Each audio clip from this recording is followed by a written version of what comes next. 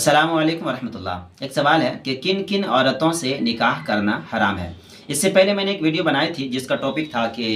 चचेरी खाला से निकाह करना कैसा है। तो उसके ऊपर बहुत सारे लोगों का बहुत तरह से कमेंट्स आए। किसी का कहना था कि मैं अपनी मामू की नाती से निकाह कर सकती हूँ, यानी किसी का कहना था मैं अपने अब्बा की चचेरी खाला से निकाह कर सकता हूँ या नहीं कर सकता हूँ। तो इस तरह से बहुत सारे सवाल आए और मैं बहुत सारे लोगों को जवाब दिया, लेकिन मैंने समझा कि एक मुकम्मल वीडियो बना दी जाए कुरान की रोशनी में कि अल्लाह तबारक व तआला ने किन औरतों से निकाह करना हराम करार दिया गया है। अल्लाह पाक कुरान पाक में इरशाद फरमाता है कि हुर्रिमत अलैकुम उम्महातुकुम व बनातुकुम व अखवातुकुम व अम्मातुकुम व खलातुकुम व बनातुल अखी व बनातुल उख्ती व उम्महातुकुम अल्लाती अर्दअनकुम व अखवातुकुम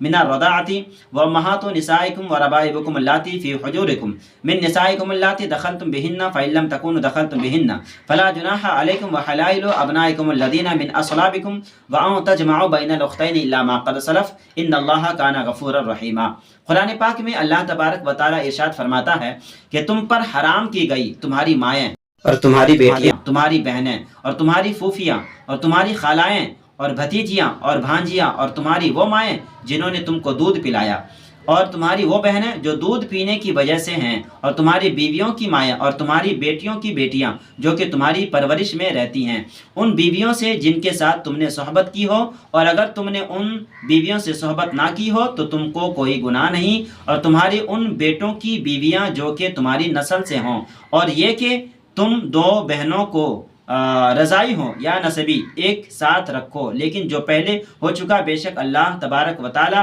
बड़ा बख्शने वाला और बड़ा रहम वाला है। कुरान पाक में जिन औरतों का जिक्र किया गया, जैसे माँ हो गई, खाला हो गई, या बहन हो गई, या सगी बहन है, या इस तरह से बहुत सारे रिश्ते हैं, जैसे कि मैं बता रहा हूँ कि माँ चाहे हकीकी हो या सौतेली माँ, इस तरह नानी और दादी, इन लोगों से भी निकाह नहीं कर सकते। माँ चाहे सगी हो चाहे सौतेली माँ हो, इसमें इस तरह नानी और दादी। दूसरी बात यह है कि बेटी, पोती और नवासी से भी निकाह नहीं कर सकते। तीसरी बात यह है कि बहन चाहे हकीकी हो या सौतेली, यानी माँ शरीक हो या बाप शरीक हो, यानी माँ मर गई थी या अब्बा ने दूसरी शादी करके लाए और उससे फिर बहन जो हुई या भाई हुआ, तो चाहे माँ हकीकी या सौतीली बहन हो या सगी बहन हो, यानी एक उसमें शामिल हो, या बाप शामिल शरीक हो या माँ शरीक हो, उनमें से जो औलाद हैं उनसे निकाह करना हराम है। नंबर 4 है कि फूफी, वालिद की बहन चाहे सगी हो या सौतीली बहन, यानी कि वालिद की जो फूफी है उनके अब्बा शरीक है या माँ शरीक है, चाहे सौतेली हो या सगी हो, इन औरतों से निकाह हराम है। नंबर 5 है खाला, माँ की बहन चाहे सगी हो या सौतेली हो। भतीजी, भाई की बेटी चाहे सगी हो या सौतेली हो, इनसे भी निकाह करना हराम है। भांजी, बहन की बेटी चाहे सगी हो या सौतेली हो, इन औरतों से निकाह करना हराम करा दिया गया है। अगर आपको बात समझ में आए तो लाइक भी करें और सब्सक्राइब भी करें और लोगों को शेयर भी करें। जहां आपको समझ में ना आए हमें कमेंट करके ज़रूर बताएं, हम इंशाअल्लाह तबारक व तआला आपके सवाल का जवाब ज़रूर देने की कोशिश करेंगे।